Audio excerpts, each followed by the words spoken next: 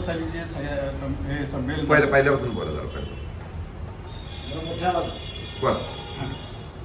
1992चं कोल्हापूरचं साहित्य संमेलन, त्यामध्ये आम्ही जवळजवळ इथून साहित्य परिषदेमधूनच बस करून गेलो होतो. त्या बसमध्ये कोण कोण होतं?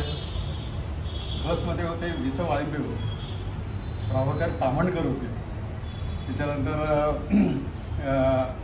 मुंगीकार रवींद्र पिंगे, वि. स. वाळिंबे, त्याच्यानंतर मकरंद टिल्लू, मकरंद नाही त्यांचे वडील बरोबर, टिल्लू बरोबर होते, आणि नंदा सुर्वेताई होते.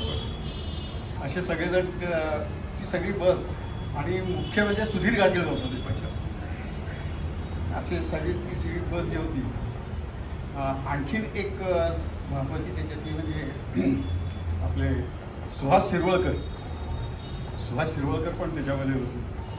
ही सगळी मंडळी आणि आम्ही सगळेजण बरोबर त्यावेळेस. वा. इनामदारांच्या बरोबरच मी राहिलो. अच्छा. इनामदारांच्या बरोबर ते जेव्हा कोल्हापूरला गेलो तेव्हा अशोक डायनिंग म्हणून होतं. अशोक डायनिंग असे जे होतं ते मला वाटतं 3 स्टार किंवा 5 स्टार असेल काहीतरी असेल. त्या इनामदार इनामदार आणि मी, आम्ही तिघंजण बरोबर एकाच ठिकाणी राहिलो 3 दिवस, आणि चांगल्या प्रकारचं प्रतिनिधित्व मला पण मिळालं. त्या याच्यामध्ये कोल्हापूरच्या याच्यामध्ये मी माझी पहिली कविता पाहिली. सुरुवात जी केली ती तिथून केली. ती कविता आहे का तुमच्याकडे?